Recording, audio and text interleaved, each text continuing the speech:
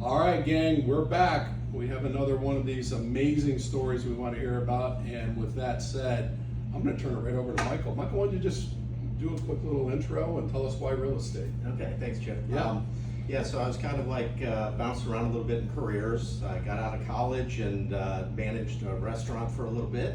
Got out of that and started selling radio advertising. Oh, okay. And then I had an opportunity to sell cable advertising with some Cleveland sports teams.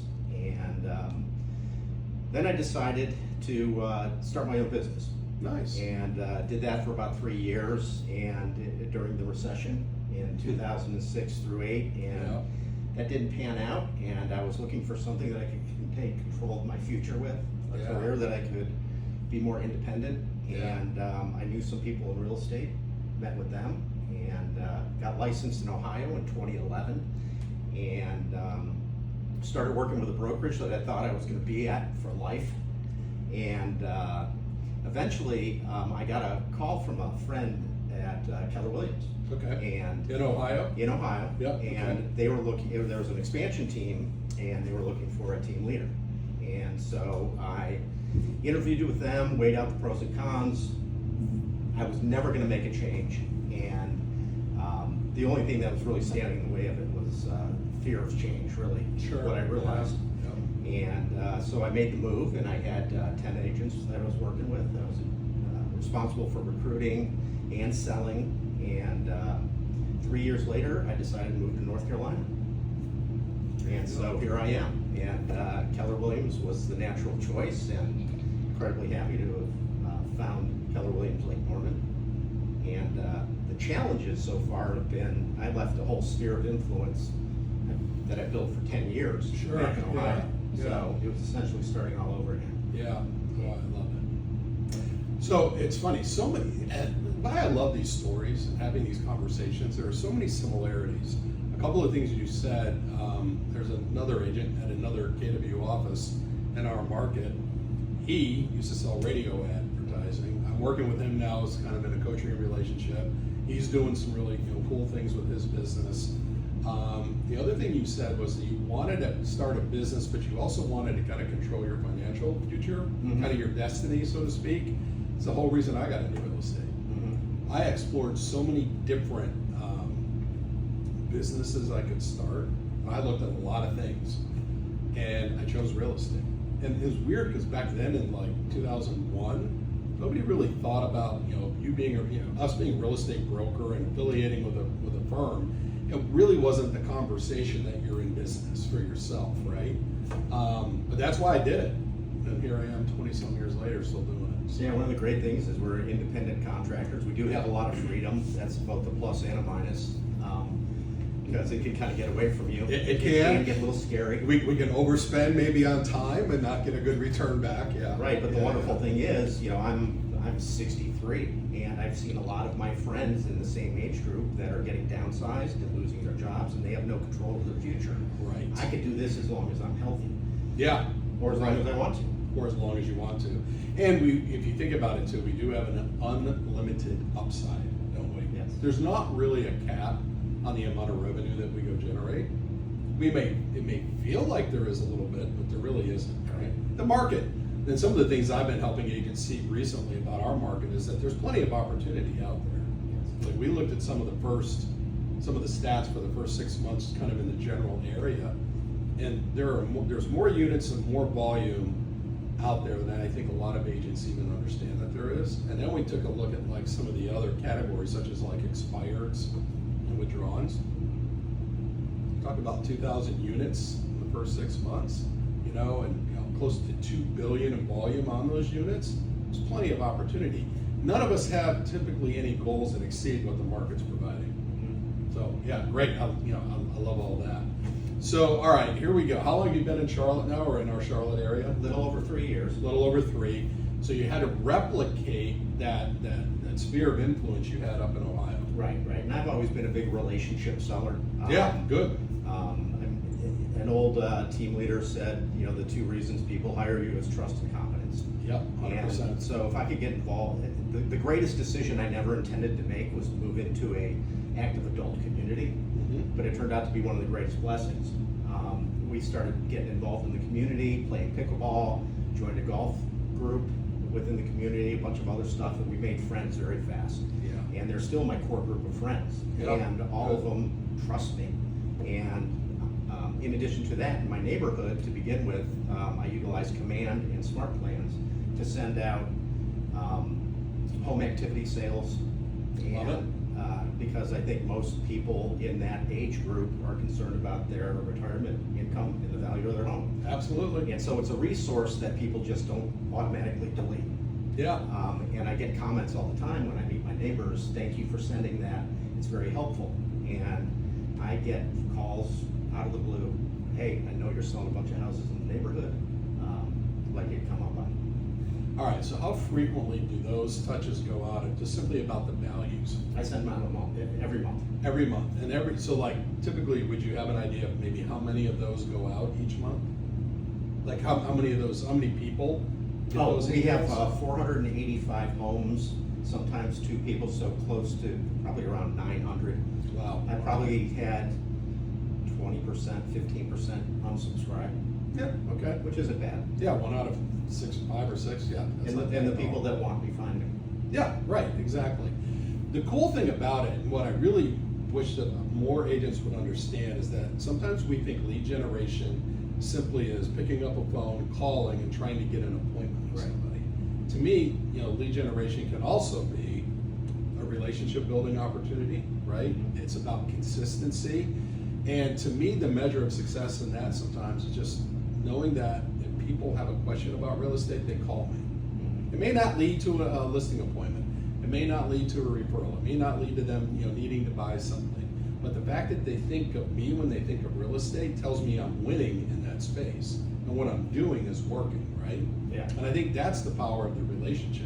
Yeah, and a good example of that is, 2 years ago, they did reassessments of home values. Mm-hmm. And I had a bunch of neighbors calling me when they got reassessed. Is this saying, right? Is this correct? Yeah. And so I would help Yeah. them out, I'd look at the value, I'd help them out with CMAs, and just kind of do a little consult for them, and just be a resource. Be a resource. So value, be a resource, trusted. Mhm. I mean, we're also taught, and we teach people do business with who they know, like, and trust, similar to what you were taught early on. And all of this stuff that you're talking about leads to one of those 3 categories, right? Mhm. And the fact that if people trust me enough that they're going to call me and ask me a question, ask me my opinion of value, again, regardless of what the real reason is, I love that they're doing that, and I'm winning in that space when that happens. Right. So how's it been going in terms of like your goals and what you wanted to accomplish in your business since you've been here? Well, the first year I've been doing it long enough to know that there was gonna be a ramp up. That Yeah, if I yeah. did these things, it would happen. So the Yeah. first year, I started to break some ground, sold a few homes. I stayed in touch with everyone in Ohio, because Yeah. there were some things that Right. were in the works that weren't gonna happen. Yeah. And I had, I think, over 20,000 in GCI from referrals alone. Absolutely. And since I've been gone, you're gone after a period, you're kind of forgotten a little bit. Yeah. But I still do get phone calls from agents that aren't even with Keller Williams. No, they know that I'm in North Carolina. Mhm. I'm friends with them on Facebook. Yeah. And they call me. I've had a couple of There you those. But I've been slowly chipping away, planting those seeds with my neighborhood. In 2 years ago, when the rates went up, everything kind of got dead. Yeah. And I was, I think, trying to do too much, and I was feeling a lot of stress. Mhm. And I was like, I need to do something else. And so I enjoy playing golf, so I went to a local country club and asked them if they needed help. And I started working as a starter and a ranger. And I've been able to build relationships with the members and the people that I work with. There you go. And so far this year, I'll probably close about $1.5 million worth of business directly through that. Just through the relationships, the newer relationships that you're able to establish. And it was something that was a challenge that turned into a really good opportunity. Yeah, well, I mean, it keeps you out in that kind of environment, it sounds like being in anyways. For sure. And so much I think too about lead generation does come from the environment we get to do it in, right? Sure. If I like being outside, I like playing golf, let's go get in. If I like being, on the water, let's go get in a boating community, right? Join a boat club. There's so many different ways that we can go out and like strengthen and grow our relationship base. And I love that you're doing Yeah, in addition, I joined a church group that meets Yeah. 3 days a week, and I've gotten to know a bunch of guys consistently. Yeah. And some of my businesses come from there as well. Absolutely. So I love your diversifying all of it. Here's what I do, and especially with brand new agents, I try to get them to understand that some of the things that you typically are already out there doing, there's opportunity in those things. Now, the skill we've got to help them with is not come in all of a sudden as a salesperson into those groups, right? Mhm. But do it from a value base, do it from a position of value, do it from a position of wanting to help, but cultivating it so that when they're ready, they reach out to me, right? And I think a lot of times brand new agents don't really understand the power of their network or the groups that they're already, kind of affiliated with. Yet when I listen to somebody that's been out there doing it for so long, that's where it all comes from, right? Yeah. Here's the other thing that I wish people would take a little bit deeper understanding on in terms of referrals. Referrals can build predictability. Referrals can build consistency. And when you start thinking about setting goals for the coming year, if I just go back and look at the relationships I have, the conversations I have, and really did a deeper dive into where my business truly comes from, I can predict what I'm going to get because I'm getting that in the current market we're in, right? So if we're in the market we're in where things are a little bit slower maybe than they were even 2 or 3 years ago, guess what?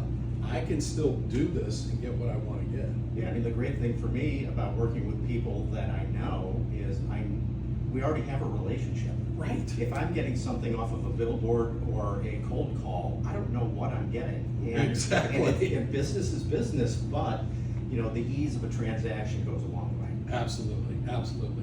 Well, and I think, the other part of it too is that most of us, I think, that have gotten into real estate treat it like a business. I also think we're in this because we know it's service and we truly do want to help people. And when we have that ability to help somebody, sometimes with a challenge with their real estate transaction, right? It could be in a difficult situation, it could be a family member even, we see a lot of things, aging parents. Just knowing that we were there to help them, not just simply transact it, I think that does a lot for like our own well-being and our own soul too. Yeah. Yeah. And plus, being in the neighborhood that I'm in, I'm able to go kind of above and beyond. I'm right around the corner from the people that I'm selling. Some of them are a little older and need help moving some furniture, getting their place staged, getting things out of the attic and the crawl spaces. And I'm able to provide that service. I have a seller that's out of town, and I'm keeping an eye on his house. I go over there when he needs something. Yeah. And that's an added service that just any other agent from the outside of our community probably can't do. Yeah, I love that. So what else do you want us to know? What do you want the folks viewing this to know about, maybe some lessons learned about just running that real estate business? Is there anything else you want to share? Well, I think the big thing for me was moving to North Carolina, trusting in the process. Yeah. Trusting that if I do these things, and Keller Williams has been fantastic from a training model and the resources that they provide to give us all the tools we need. Yep. And I am the first to say I underutilize them for sure. But like you indicated earlier, we can take it as far as we want to. Yeah.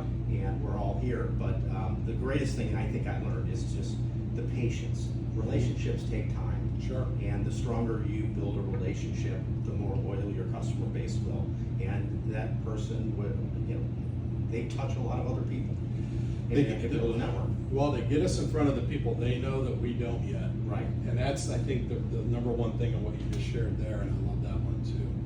Well, I think with that, we're gonna let everybody get back to their daily whatever, and I appreciate you taking Thank time you with for that. us, and we'll see you soon. Sounds good. Thanks, All right, Jeff. thanks, bye. Bye. All right, All right. I'll You all right? hit,